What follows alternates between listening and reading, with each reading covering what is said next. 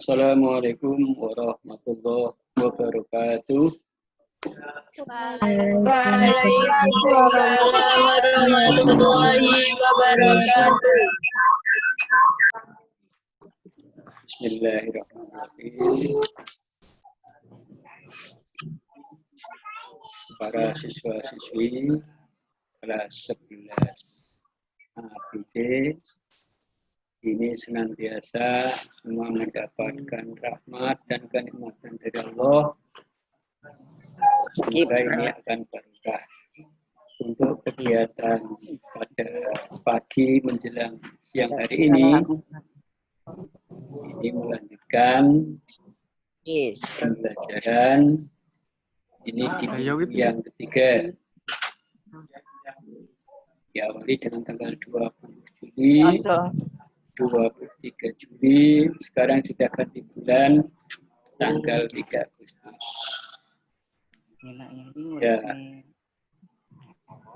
Ya, siswa-siswi ya, siap dan mempersiapkan diri untuk menambah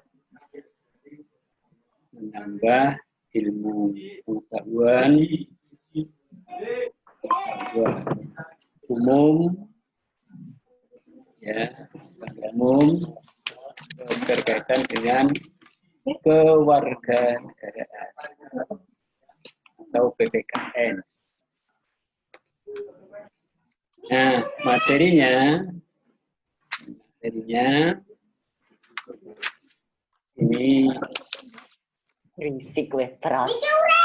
berbagai kasus pelanggaran HAM. Berbagai kasus pelanggaran HAM. Tendang mlebu kono kowe mah dolan. Berbagai faktor pelanggaran HAM ini ada dua. Ini ada faktor internal dan ada faktor eksternal. Internal dan eksternal. Internal artinya melakukan pelanggaran HAM itu berasal dari pelaku pelanggaran. Jadi pelaku. Jadi secara subjeknya, pelakunya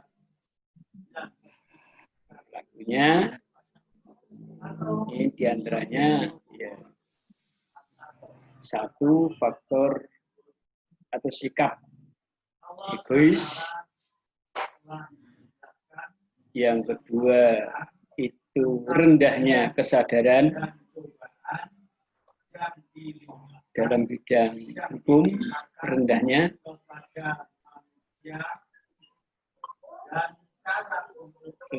kesadaran hukum. Itu diawali dari kadarkum. Apa itu kadarkum? Keluarga sadar hukum. Dibina oleh Poskumdu, Pos Pelayanan Hukum Terpadu. Nah, itu kalau ditingkatkan kesadarannya dalam hukum ini. Yang ketiga, ini adalah sikap tidak toleran. Jadi ya, di faktor-faktor pelanggaran HAM ini ada internal. Internal tadi apa? Yang pertama egois, yang kedua rendahnya kesadaran, yang ketiga sikapnya tidak toleran. Toleransi. Ini manusia itu ya manusiawi. Ngejak nih kan. Manusia yang manusiawi. Jadi ini perlu diterapkan sikap toleran. Menghormati atau menghormati orang lain yang berbeda dengan warga. Itu faktor internal. Faktor yang kedua, ini ya faktor eksternal. Ya, faktor eksternal. Faktor eksternal ini ada, ya poinnya banyak. Faktor eksternal. Ini ada 4. Faktor eksternal itu ada 4. Yang pertama itu penyalahgunaan kekuasaan. Penyalahgunaan kekuasaan. Penyalahgunaan kekuasaan. Yang kedua, ketidaktegasan. Ora tegas. Aparat penegak hukum. Itu faktor eksternal. Yang kedua, teknologi disalahgunakan. Bahasanya apa ya? Dampak-dampak yang negatif. Mestinya itu dampak-dampak yang positif. Ya. Nah, ini itu dari eksternal. Yang keempat, ini kesenjangan sosial. Kesenjangan sosial. Karena masyarakat itu tentu status sosialnya berbeda-beda. Status sosialnya ini berbeda-beda. Beda-beda. Jabatan profesinya itu beda. Beda-beda. Status sosialnya. Ada petani, ada pedagang, ada dan seterusnya. Itu status sosial berbeda-beda. Ya, itu ya kaitannya dengan faktor pelanggaran HAM.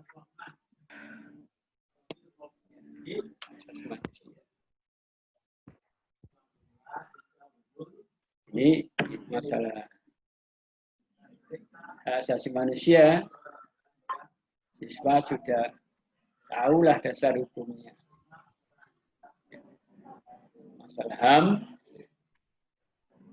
sudah tadi saya sampaikan di kelas 12. Masalah HAM, ini juga kelas 11 ya perlu catat memahami tentang dasar hukum dalam konstitusi. Hukum yang tertulis itu jelas dalam UUD 45 pasal 28A sampai 28C. Undang-Undang nomor 39 tahun 1999. Dikuatkan lagi pasal Undang-Undang nomor 26 tahun 2000 tentang pengadilan. Ya. Berbicara membahas masalah HAM, ini dari awalnya masalah hak asasi manusia itu ya, sumbernya itu jelas, ilmunya itu dari Timur Tengah, dari Saudi Arabia, masalah asasi manusia itu. Pas ini bulan Dzulhijjah, ini keterkaitan dengan Rasul ini menyampaikan tentang hak asasi manusia itu ketika khutbah di Padang Arafah pada Haji Wada. Itu membahas masalah hak asasi manusia. Salah satu isinya tidak mendolimi manusia. Yang kedua, tidak merampas, mengambil hak milik orang lain. Itu salah satu contohnya. Itu masalah HAM. Ya, asasi manusia.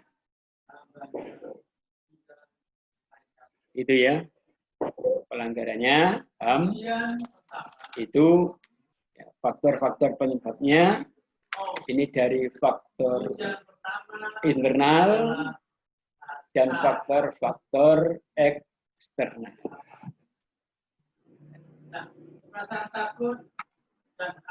Terus keterkaitan dengan bentuk-bentuk pelanggaran HAM. Bentuk-bentuk pelanggaran HAM. Pelanggaran HAM itu secara sifatnya ada dua. Apa itu? Pelanggaran HAM yang ringan. Yang kedua, pelanggaran hak yang berat. Yang ringan. Yang pelanggaran HAM yang ringan, ya. Ringan, ini mengancam keselamatan jiwa, mengancam keselamatan jiwa manusia. Ini pelanggaran HAM yang ringan. Ini ya, dan keselamatan jiwa manusia. Itu contohnya di sini adalah contohnya pencemaran lingkungan. Pencemaran lingkungan, contohnya membuang sampah di sembarangan tempat, di sungai, ada keteraturannya. Ini pelanggaran HAM yang ringan. Terus yang kedua, ini pelanggaran HAM yang berat. Ini mengancam keselamatan jiwa manusia. Contohnya ada pembunuhan, penyiksaan, perampokan, perbudakan, penganiayaan, penyanderaan, penembakan, dan sebagainya. Itu termasuk ya, pelanggaran HAM yang berat.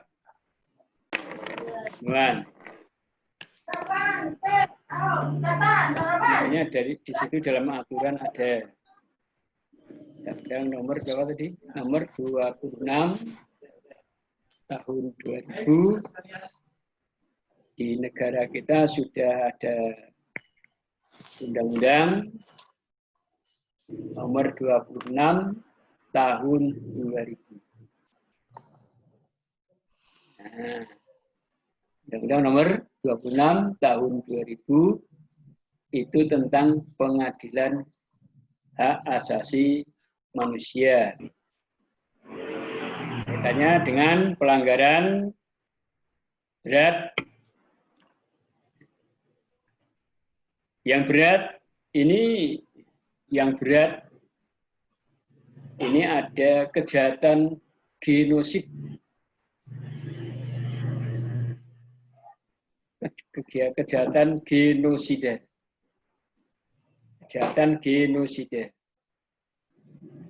Ini perbuatan yang dilakukan dengan maksud menghancurkan atau memusnahkan seluruh maupun sebagian dari bangsa, ras atau kelompok maupun agama secara besar-besaran. Bahasanya itu namanya kejahatan genosid. Genosida. Genosida. Yang kedua, ini kejahatan terhadap kemanusiaan.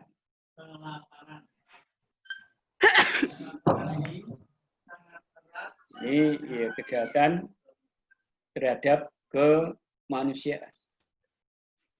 Itu dilakukan sebagai bagian dari serangan yang meluas atau sistematik. Sistematik ya, atau sistematik yang diketahui bahwa serangan tersebut ditujukan langsung terhadap penduduk sipil yang berupa perbudakan, kejahatan apartheid, pembunuhan, penyiksaan, dan lain-lainnya. Itu termasuk kejahatan terhadap kemanusiaan.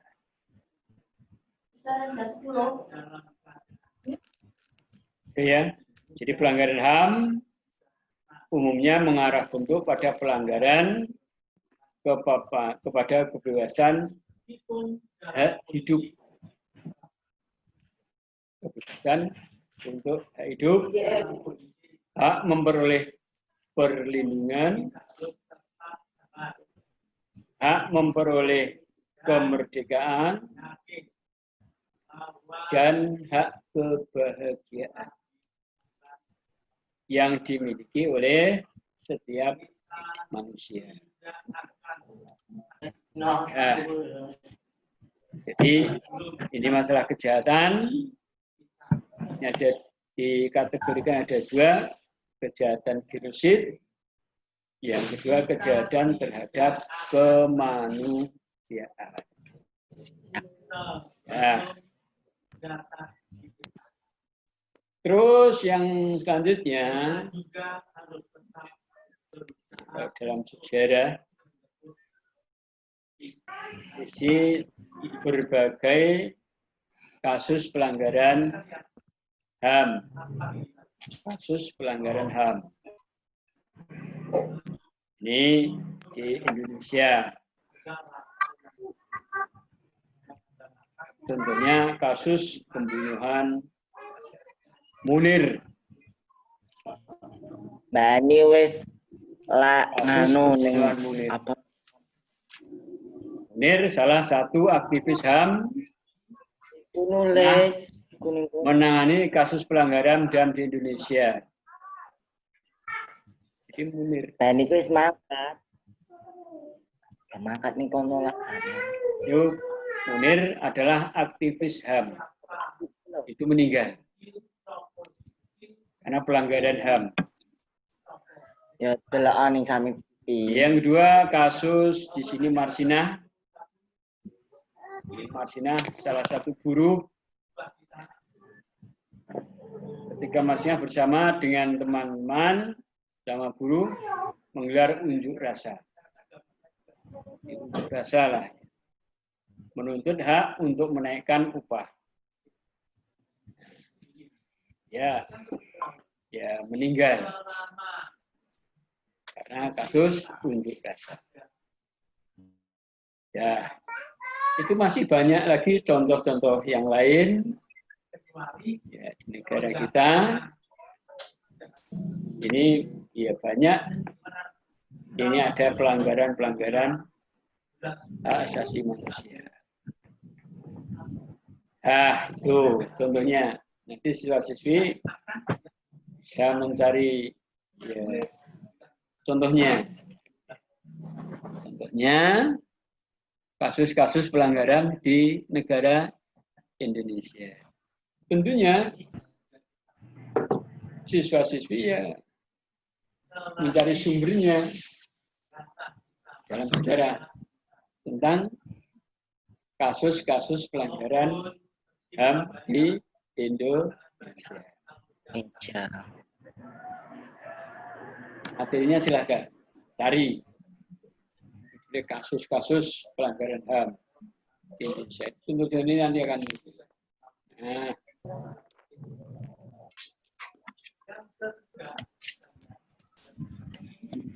Sekarang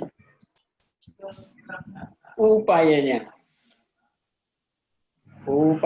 ada apa enggak? Upayanya.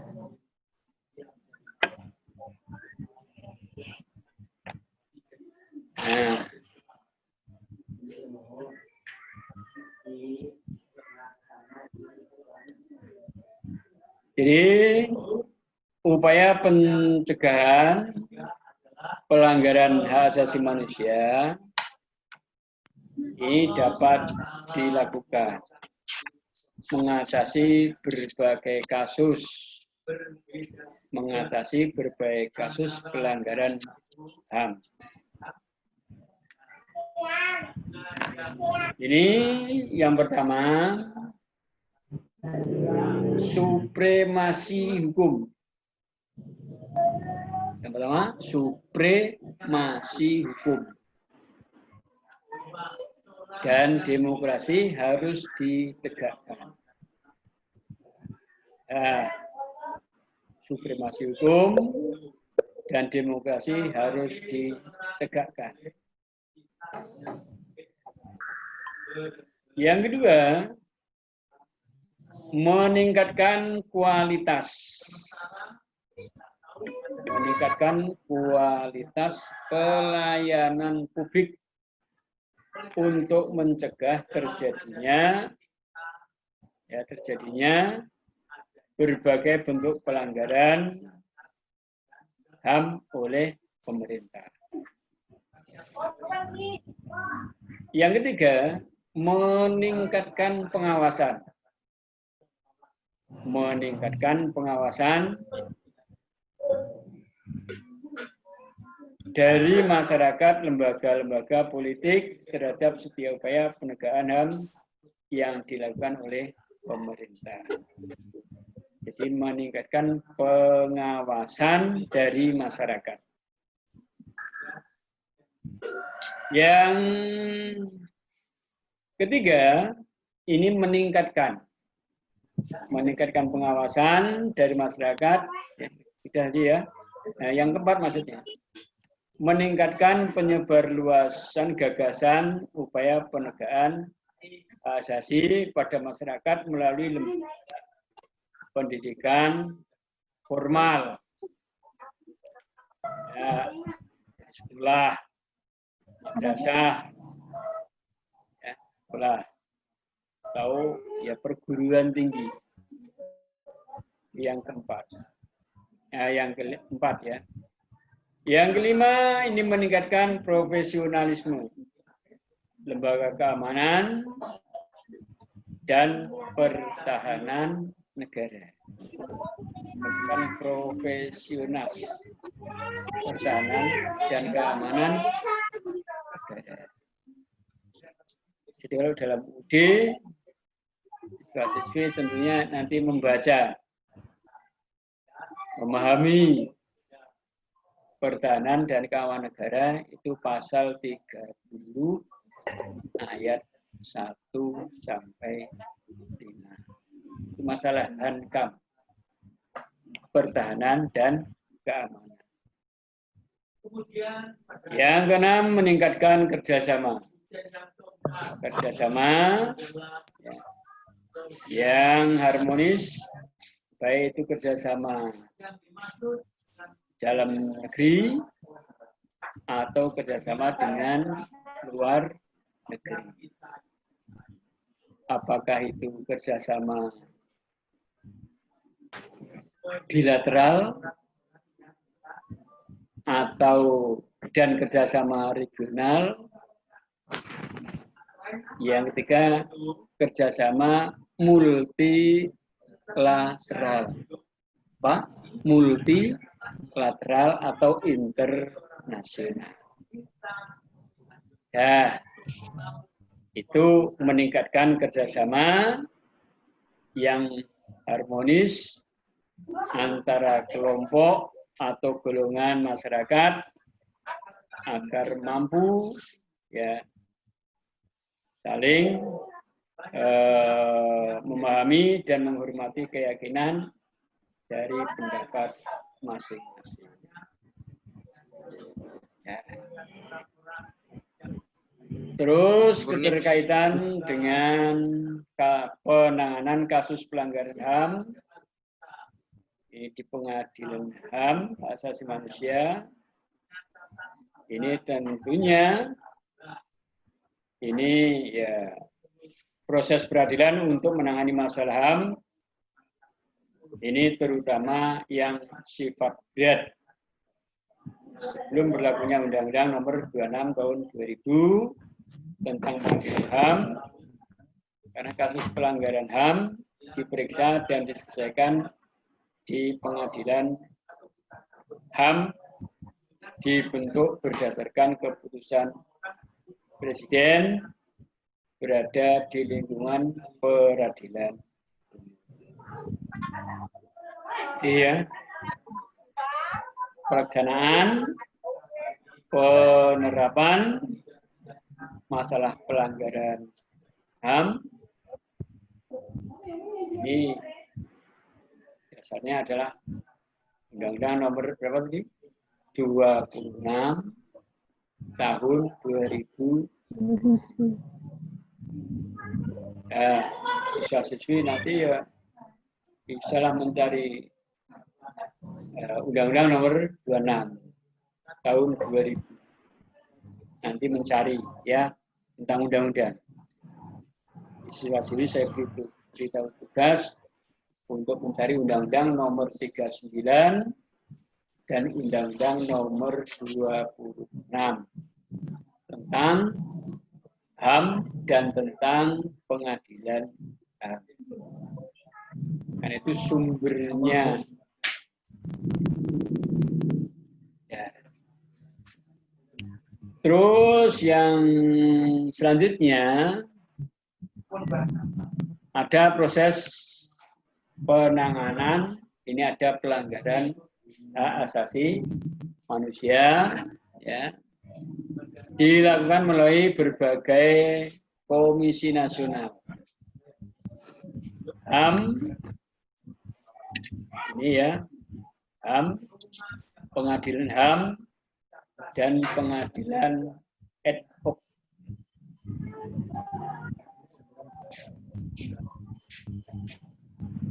Komnas HAM ini ya langkah Komnas HAM, Komisi Nasional HAM itu disebut dengan Komnas HAM. Sekarang saya sampaikan langkah-langkahnya Komnas HAM itu apa? Komnas HAM, Komisi Nasional Hak Asasi Manusia, itu langkahnya adalah melakukan pemeriksaan.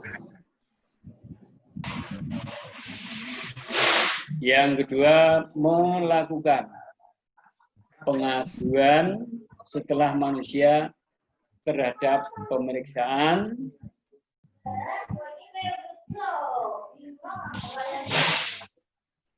Jadi ya, itu ya keterkaitan dengan tugas Komnas HAM. Jadi Komnas HAM ini ada dua, melakukan pemeriksaan, yang kedua menyelesaikan pengaduan setelah melalui tahap pemeriksaan. Yang berikutnya, ini prosesnya. Penanganan pelanggaran HAM melalui pengadilan HAM. Jadi pengadilan HAM. Ini ada 6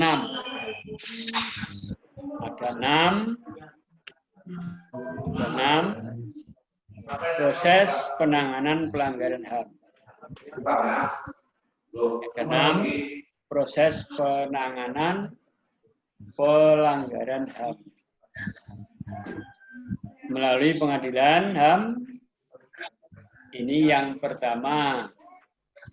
Jadi proses penanganan pelanggaran HAM melalui pengadilan HAM dilakukan melalui tahap-tahap sebagai berikut. Yang pertama itu penangkapan. Ya. Yang kedua penahanan.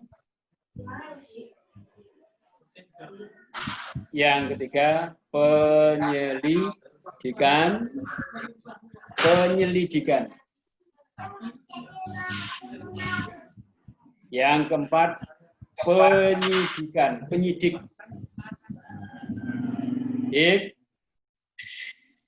Yang kelima, penuntutan. Penuntutan. Yang terakhir, ini adalah pemeriksaan di bidang pengadilan. Nah, itu ya. Jadi ya, keterkaitan dengan kaitan dengan proses penanganan pelanggaran HAM melalui pengadilan HAM, melalui pengadilan. Ya, ada masalah-masalah yang terjadi di negara kita, ini tentunya ada penyelesaian. Ini keterkaitan di pengadilan hak asasi manusia. Nah, segala sesuatu ya ada permasalahan itu tentunya dapat diselesaikan teknisnya ini ya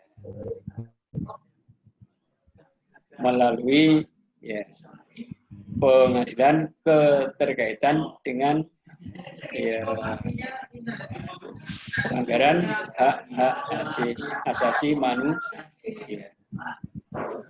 Karena kegiatan ya kegiatan atau perbuatan yang dilakukan ada pelanggarannya, ini tentunya dapat diselesaikan berdasarkan hukum yang berlaku. Ya. Terus yang berikutnya, ini tadi sudah sampaikan masalah penanganan kasus pelanggaran HAM. Yang berikutnya ini adalah perilaku. Perilaku yang mendukung upaya penegakan HAM di Indonesia. Perilaku yang mendukung upaya penegakan hak asasi manusia di Indonesia. Nah, warga negara ini tentunya ada partisipasi. Ada partisipasi atau keikut serta. Ikut serta ya, dilakukan dalam berbagai bentuk antara lain itu perilaku yang mendukung upaya penegakan HAM di Indonesia. Yang pertama, apa itu?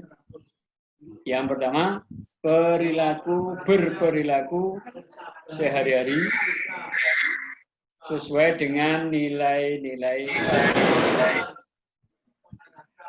dimanapun dan kapanpun kita berada.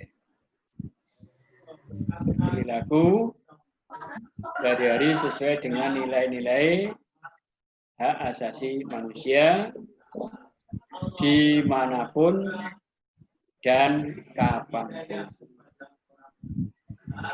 Ya, warga negara itu jelas hidupnya berbangsa, bernegara, bermasyarakat itu tentunya diatur.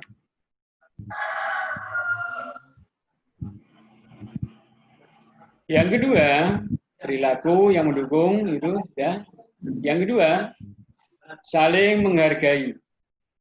Saling menghargai dan toleransi terhadap sesama warga. Ya.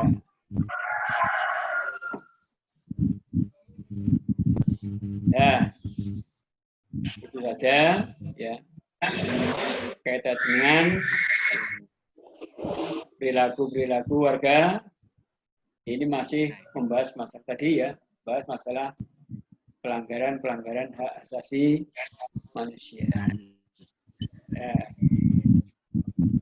Itu ya yang dapat saya sampaikan. Ini tadi kesimpulannya masalah penegakan HAM itu diawali dari lingkungan keluarga, penegakan HAM di lingkungan keluarga, yang kedua di lingkungan sekolah, yang ketiga di lingkungan masyarakat, yang keempat bangsa dan negara. Ya. Jadi ya penegakan HAM itu ya dari keluarga, dari sekolah, dari masyarakat, bangsa dan negara. Itu tentunya siswa-siswi ya, banyak membaca buku kaitannya dengan materi yang dipelajari pada hari ini.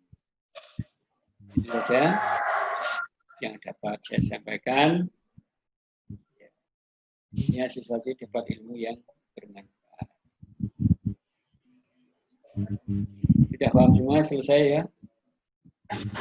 Ada yang mau tanya?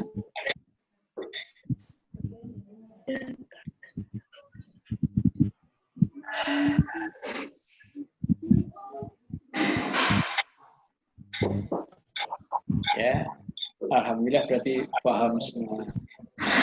Ya, karena ilmunya bermanfaat. Dan saya akhiri, alhamdulillahirrahmanirrahim. Assalamualaikum warahmatullahi wabarakatuh.